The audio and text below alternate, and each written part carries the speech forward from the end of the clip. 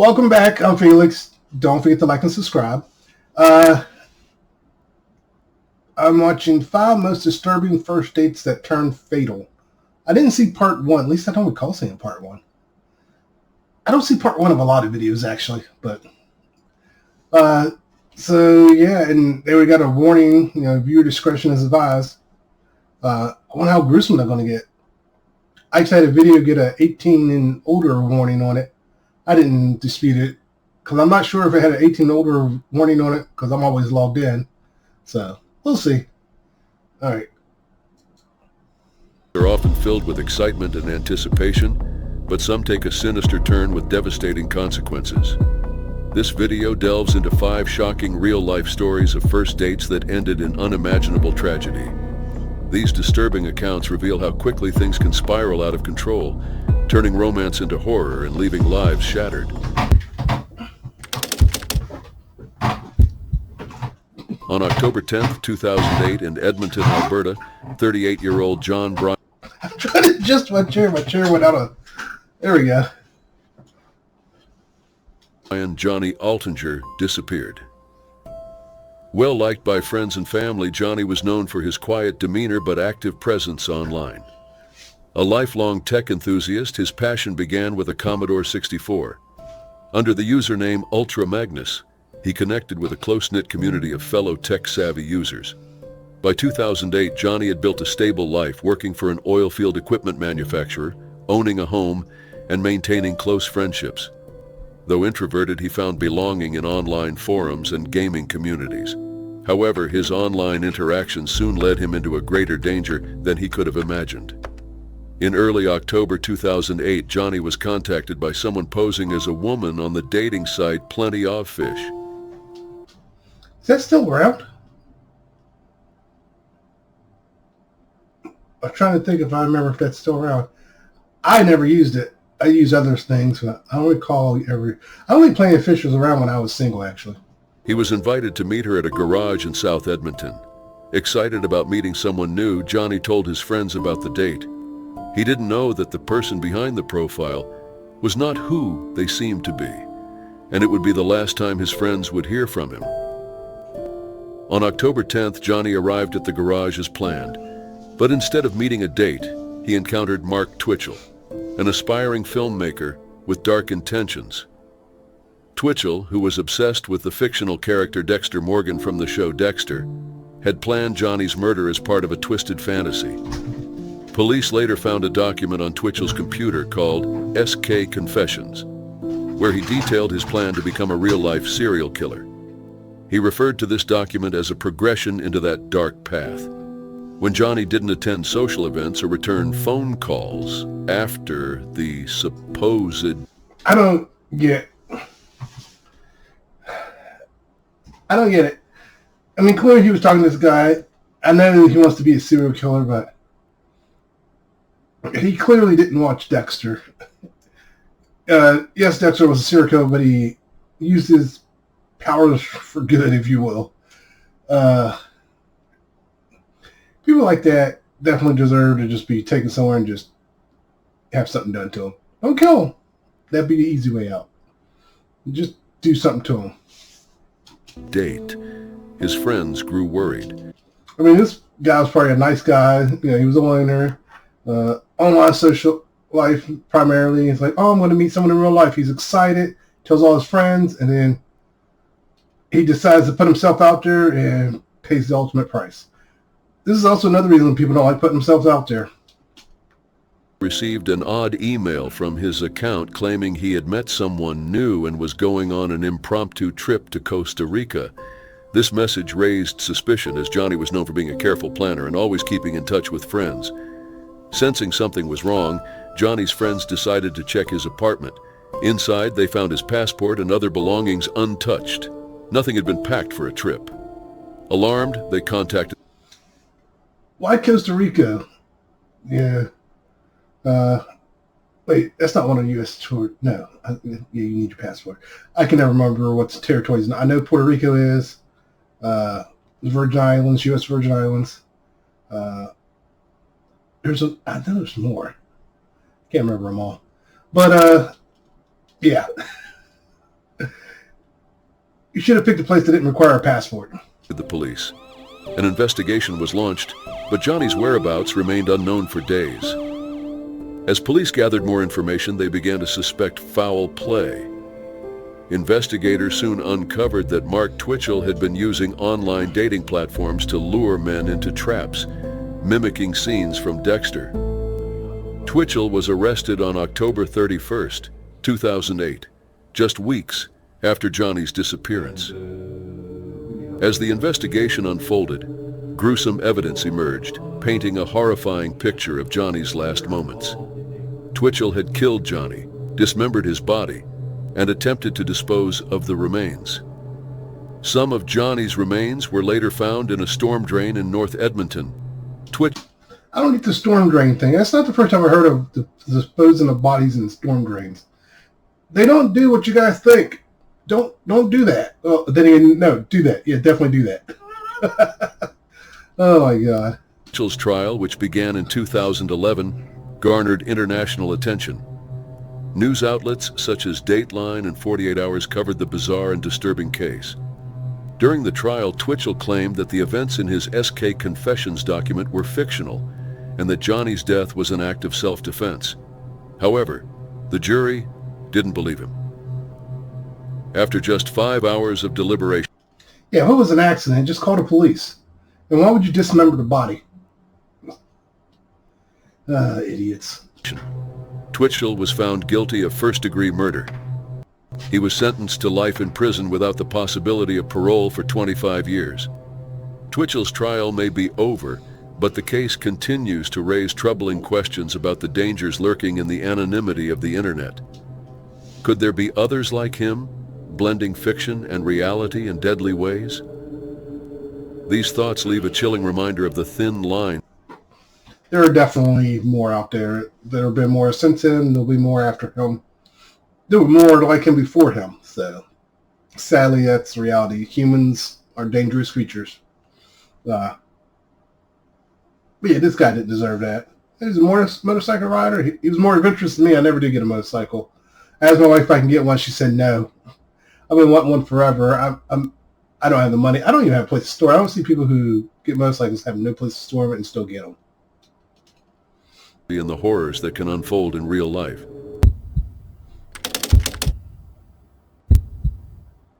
It was the night of December 6, 2018, in Fort Lauderdale, Florida.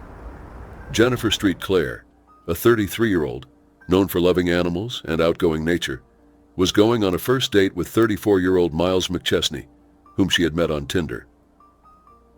McChesney arrived at Jennifer's house around 10 p.m. on a black Harley-Davidson motorcycle. 2 other motorcycle couples joined them, heading to Delray Beach for a night out. Full of excitement, Jennifer had no idea this would be her last night.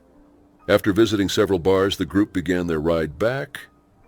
The night took a horrifying turn in the early hours of December 7th, 2018, as they rode south on Interstate 95. I'm going to guess what happened. They killed her. They all ganged up and killed her for some reason. Around 1:30 a.m., Jennifer tragically fell off McChesney's motorcycle while they were on the highway. The events that I wasn't expecting that. Followed were devastating. Jennifer fell onto the busy road where several cars struck her before anyone could react. At least 9 vehicles hit her, but only 3 drivers stopped to help. Amid the chaos, witnesses reported seeing a man standing on a motorcycle near her body. Instead of helping, he sped away, vanishing into the night. Jennifer was left alone on the highway. Authorities found her body around 3 a.m. near the Atlantic Boulevard exit in Pompano Beach. He abandoned her? Oh, yeah, he needs to go to jail. Sadly, she had passed away at the scene. McChesney, the man she was dating, disappeared without a trace. Jennifer's family was left in shock and disbelief. Her aunt, Amy Gamber, expressed the family's grief, saying, "We don't understand how anyone could do this." Desperate for answers, Jennifer's family questioned who McChesney was, why he left her behind, and how she fell off the motorcycle in the first place. The Florida Highway Patrol quickly began investigating. Drugged. She was drugged.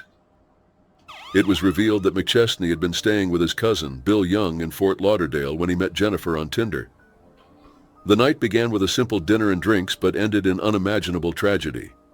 After Jennifer fell, McChesney contacted his cousin, Bill Young, who was riding ahead with the other couples. Young, worried after hearing something had gone wrong, called 911. He initially thought McChesney had been involved in an accident, unaware of the full scope of the incident. By the time authorities arrived, McChesney was nowhere to be found, and Jennifer's body was lying on the road. The tragic details shocked the public as the story spread in the media. Jennifer's family made emotional pleas for information, desperate to understand what had happened to their loved one. The family's attorney, Todd Falzone, held a... Okay, here's what I don't get. You called your cousin. Your cousin called 911. Why don't you just go back if you were innocent? I'm still sticking with she was drugged. We haven't heard about the autopsy yet. The following days, he explained that McChesney had been the motorcycle's driver and failed to offer help after Jennifer's fall. Falzone described McChesney's behavior as reckless and irresponsible.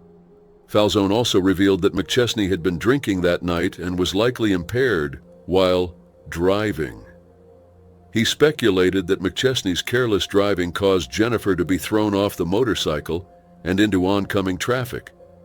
Jennifer's family filed a lawsuit against McChesney, seeking $15,000 in damages, and named the motorcycle's owner, Johnny Lewis, as a second defendant.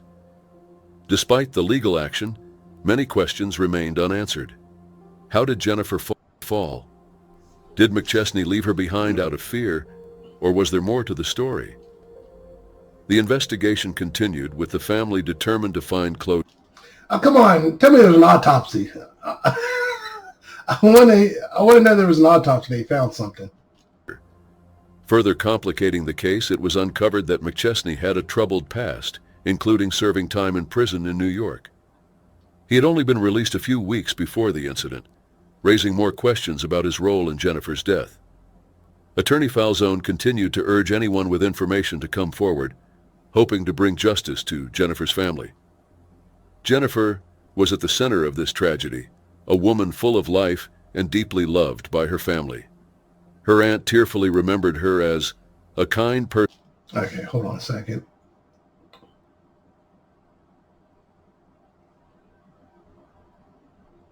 Okay, so this is going to go on for a little bit longer. Person who would do anything. Is this the longest I know this whole video is like 23 minutes, but I think this is the longest one so far. For others.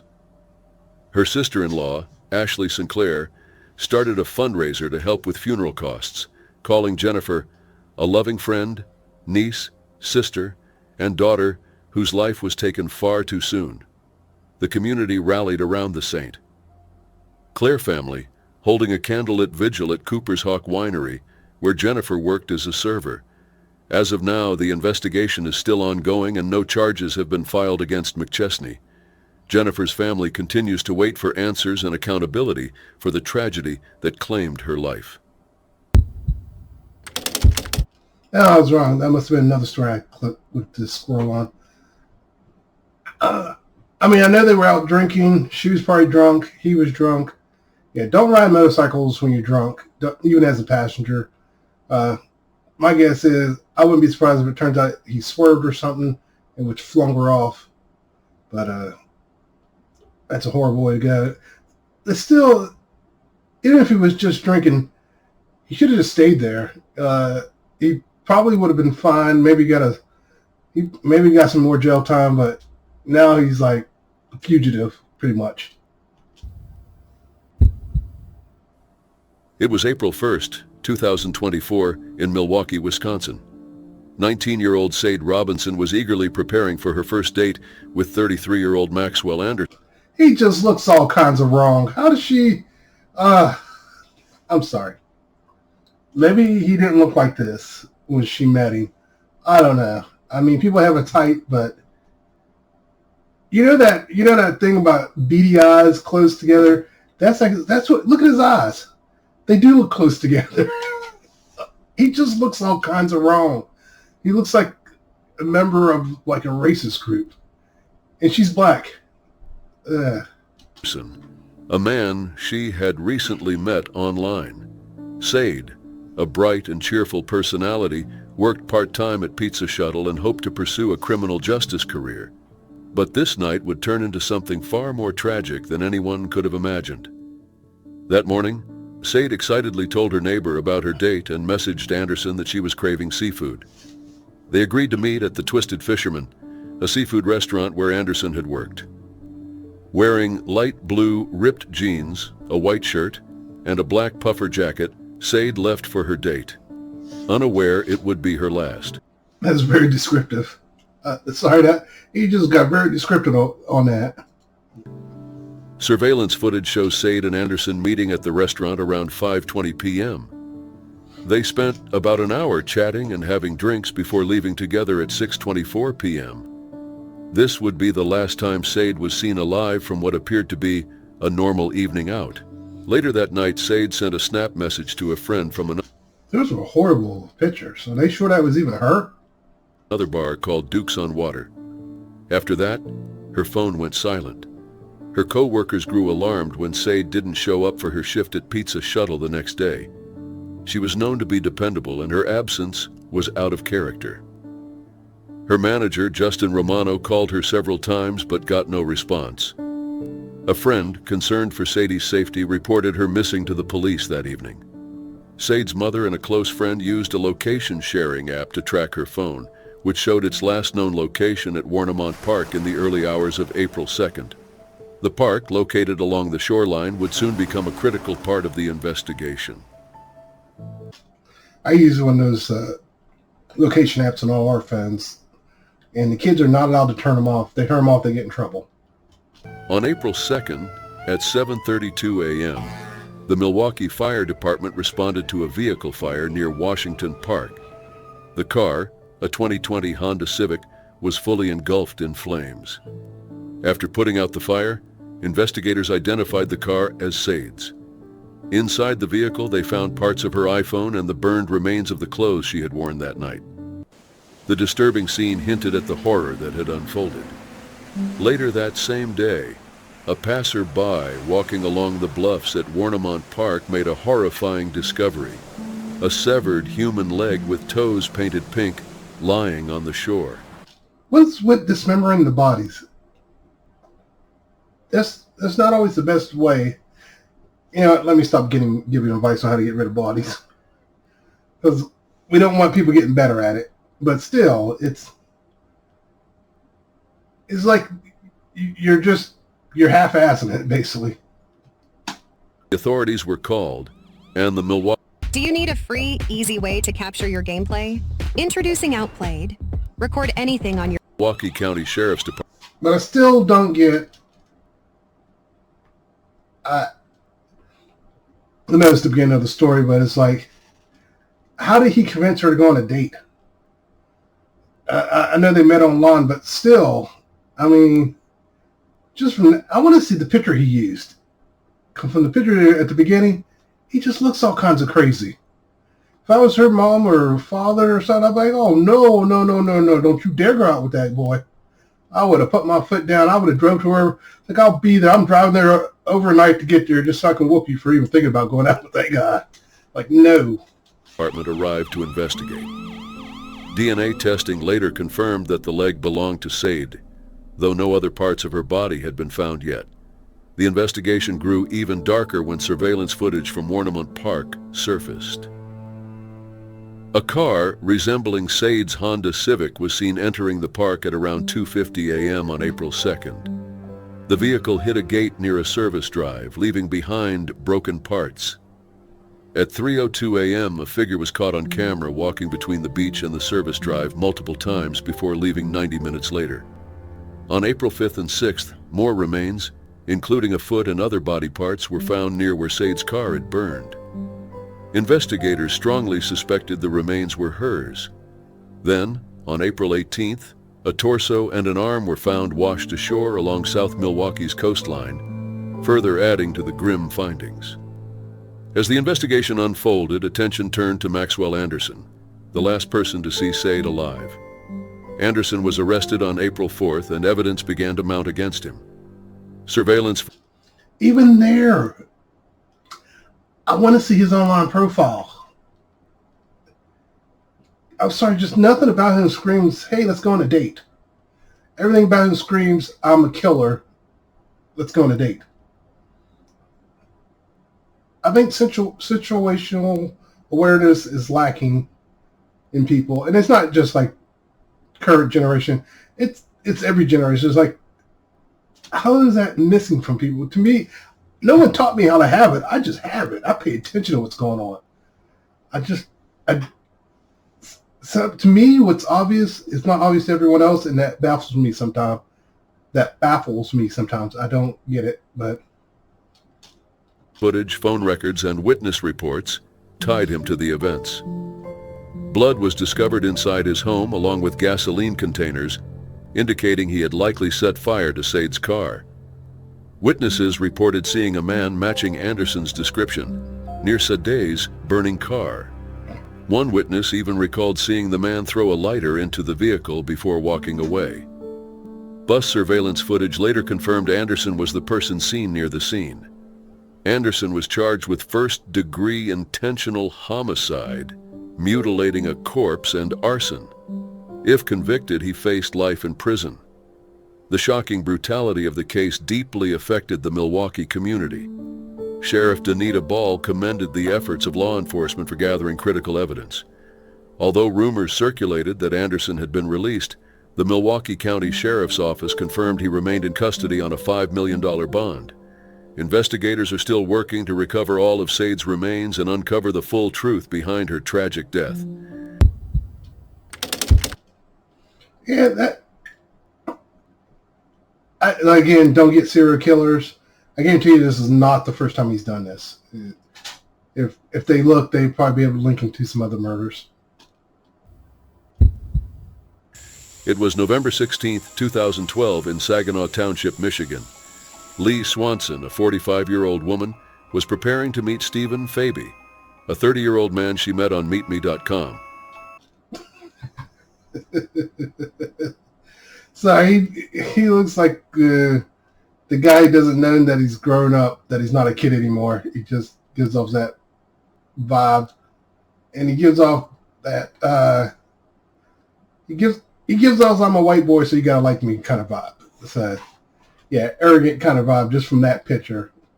Although excited, Lee felt uneasy and shared her concerns with her mother, Beverly Kane.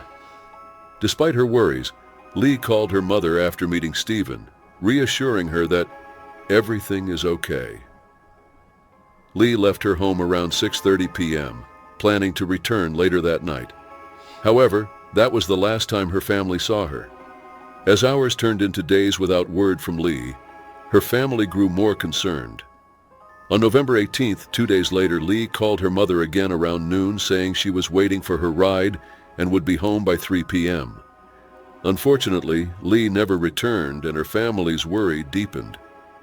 By November 19th, with no further contact, Lee's family reported her missing to the police. Investigators traced her last phone call to an address. Wait a minute. I'm confused. I gotta start over. Hold on a second. I'm going back. Okay,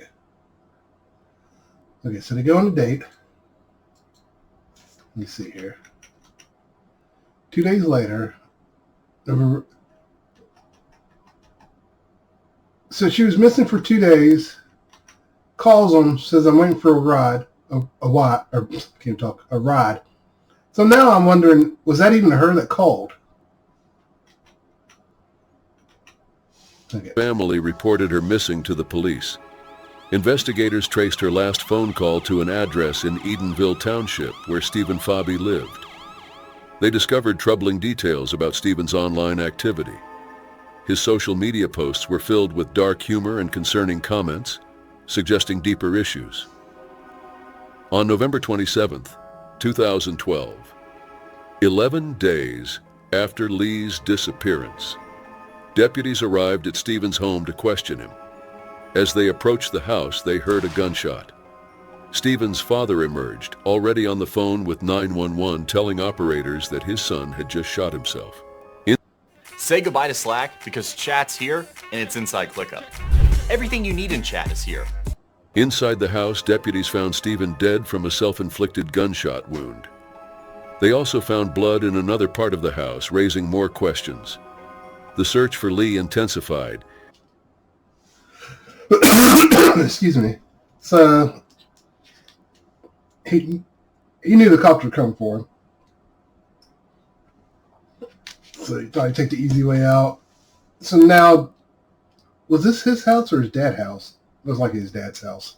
And investigators made a heartbreaking discovery the following day, November 28th. Lee's body was found in a wooded area near Stephen's home, about 30 feet from a neighbor's property. She had been shot in the head and had been there for some time. This devastating finding ended the painful search for her, but left the family grappling with new questions. Why did this happen? What drove Stephen to such a horrific act? In the days leading up to his death, Stephen's behavior had been strange. When Lee's family initially tried to contact him about her whereabouts, he had been dismissive and even hung up on them. This contrasted with how he portrayed himself online, where he appeared relaxed and easygoing. His odd sense of humor and erratic behavior now seemed like warning signs that had gone unnoticed. Lee's family was left wondering why it took the police so long, 7 days after her disappearance, to visit Stephen's home. Yeah, why did that take so long? That should have been their first stop. Hey, let's go check out the guy she went on a date with. Sometimes cops do things and it's like it makes no sense, and then they don't understand why they can't solve the crime. It's because you started on Z when you started shit at, I can't even talk. They started at Z when they should have started at A. Things have turned out differently if authorities had acted sooner.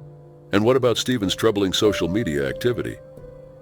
His posts, filled with cryptic and unsettling remarks, seemed like red flags in hindsight, but at the time, his online friends may have brushed them off as strange humor. Lee's death left her family and community heartbroken. I wonder why they picked that picture of that girl. Why not blur that girl's face out unless she has something to do with it? Her mother, Beverly, had sensed something was wrong and had warned Lee against going on the date. Lee admitted to having a bad feeling, but reassured her mother in her final call that everything was fine. Tragically, those words were far from true. In the weeks after... I think she went on a date because she was lonely. Lonely people will do things against their better judgment, unfortunately. Because that's like the first story. The guy was meeting someone in real life. He was excited, and it ended badly. Same here. I guarantee she was lonely. Because she was 45 and single. Male, female, around that age when you're single, you kind of do start looking at life a little differently. Yeah, it's like, I'm still single. Do I want to still be single? Should I be married by now? Should I have kids? It didn't say I don't recall it saying she had kids or anything. But still, she was single. Maybe she didn't want to be single no more. And she went against her better judgment. After Lee's death, investigators continued examining the details of the case. They collaborated with the Michigan State Police Crime Lab and sought help from the Meet Me website where Lee and Stephen had met. The case showed the dangers of online interactions, where people often reveal only selective parts of themselves. While most people use dating platforms safely, Lee's story is a painful example of hidden risks. Investigators dug deeper into Stephen's life and found contradictions in his online presence. His social media bio, which once seemed lighthearted, now had a much darker meaning. He had described himself as a reckless person, but his jokes and offhand comments were now seen as warnings that had gone unnoticed. That's what I was saying. There was an arrogance there, and that's probably what happened. He was probably trying to do more, and she didn't want to do more, and probably tried to get out of there, and he snapped. On a cold winter night, January 6th, 2024, after 11 p.m., Morgan Algieri, a 38-year-old experienced pilot and flight instructor, was on his first date with Tiziana Tozzo, a 45-year-old mother. They had met about a month earlier through social media. Their evening started with dinner in Capiago Intimiano, a small town in Italy's countryside. After dinner, they decided... Okay. Wait, why was there a winter picture? I lost why they showed that winter picture. I'm going to start over.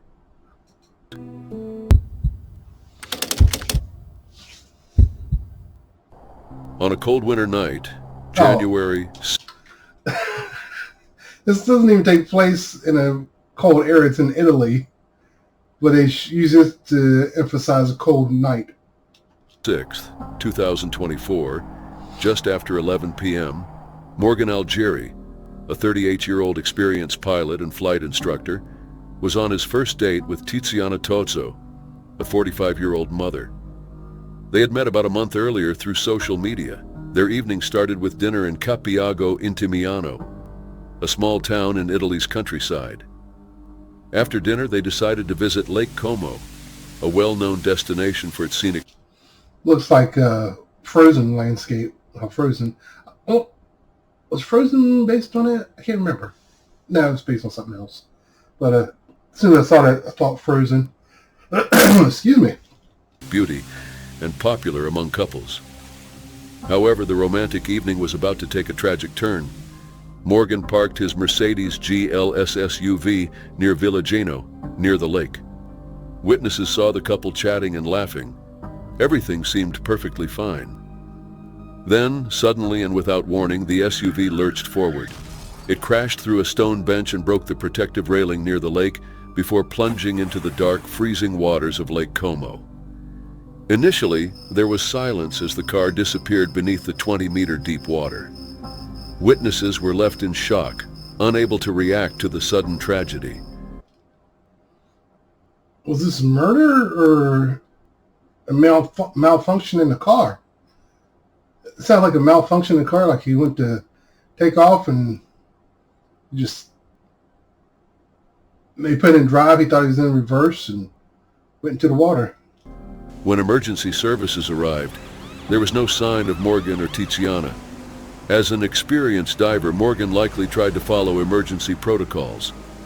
He and Tiziana managed to open the driver's door as the car sank, but they still faced extreme odds. Hate ads? Here's how to block them for good. The internet is so overrun with ads, it's barely usable. The near-freezing water and total darkness made it almost impossible to survive. Divers recovered their bodies at dawn, just 15 meters from the submerged car. Sounded like it was an accident. Despite their efforts, both Morgan and Tiziana had drowned. Investigators arrived shortly after to examine the scene. As the SUV was pulled from the lake, questions arose about how the car had accelerated so suddenly. There were no signs of foul play or arguments between Morgan and Tiziana. Their phones, recovered from the vehicle, also showed no suspicious activity. The mysterious plunge into the lake puzzled everyone. Morgan's family, especially his sister, recalled that he had complained about mechanical issues with the SUV. He had been running the vehicle for a few months and had experienced multiple instances where the car wouldn't start. That's what I was saying, mechanical issues. Because I know there have been issues where I've heard, there was an actor that got killed because the Jeep came out of gear and ran him over. The actor from Star Trek, I can't remember what his name was, but his Jeep popped out of gear and ran him over and killed him.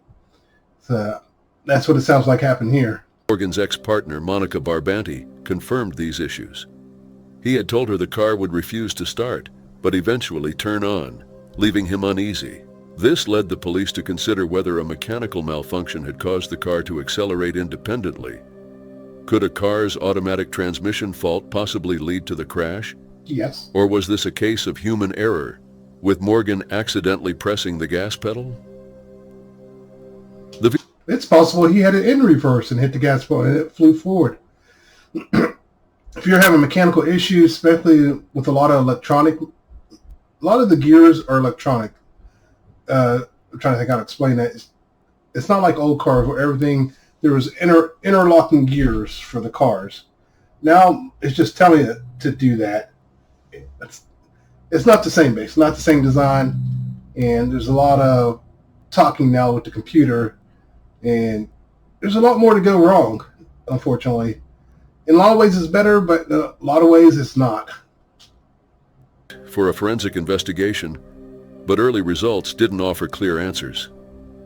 As the investigation unfolded, it became evident that Morgan had fought hard to save both his and Tiziana's lives. His experience as a pilot and diver meant he was familiar with emergency procedures. Still, the night's harsh conditions, freezing water, total darkness and panic, likely made it impossible for even someone with his skills to survive. Some reports speculated that the couple may have suffered from oxygen deprivation or other complications as they struggled to escape the sinking car. Tiziana, a mother to a 14-year-old son, had been hoping for a fresh start in life. Friends described her as a strong, caring woman who always prioritized her son.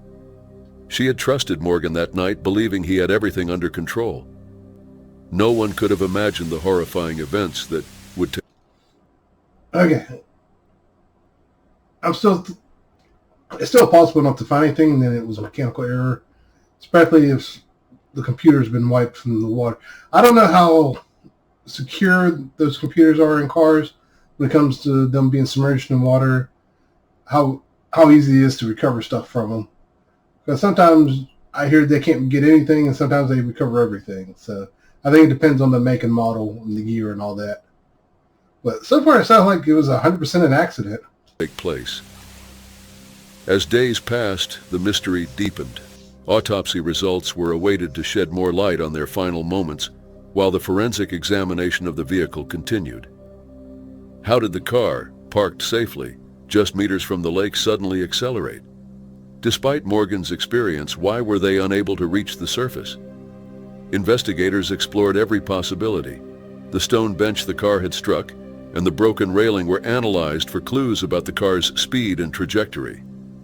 But the investigation raised more questions than answers. I'm thinking they're sitting there talking. They're probably unbuckled. They haven't buckled up yet. I'm just theorizing. The car takes off. It goes forward, hits the concrete bench. Airbags probably go off. They could have been knocked unconscious at that point. It hits, let's say they're not. It hits the gate. That could have knocked them unconscious from the jerking. Then the fact that it hit the water, right there could have knocked them unconscious for a little bit. Then as the water's coming into the car, they wake up. They struggle to get out. And unfortunately, it's just too much is going on and they don't make it. Friends and family struggled to cope with the loss of Morgan and Tiziana. Morgan, known for his love of life, left behind a deep void. A close friend, Alessio Pengue, expressed the profound loss felt by everyone who knew him. Tiziana's friends remembered her as a devoted mother who always prioritized her son. As the investigation continues, authorities have not ruled out mechanical failure as a potential cause. Morgan's previous experience with the car raises the possibility that something went wrong with the vehicle that night. Could a technical malfunction have caused the tragic accident? Well, on this one, I'm going to say it was an accident. He wasn't trying to kill anyone. Even if they don't find a mechanical issue, it still sounds like it was a tragic accident. I missed the part. Was they chatting in the car before or after they had enjoyed their evening? Because if they had a few drinks, it's possible he put it in the wrong gear and hit the gas, thinking he was going to reverse. Actually, did they go off backwards or forward? I don't know which direction they went. Either way, if it was human error, put it in the wrong direction and hit the gas, not realizing he was facing the wrong way. But he reported mechanical errors earlier, so it could have been a combination of all the above. At least this one was more really no one's fault.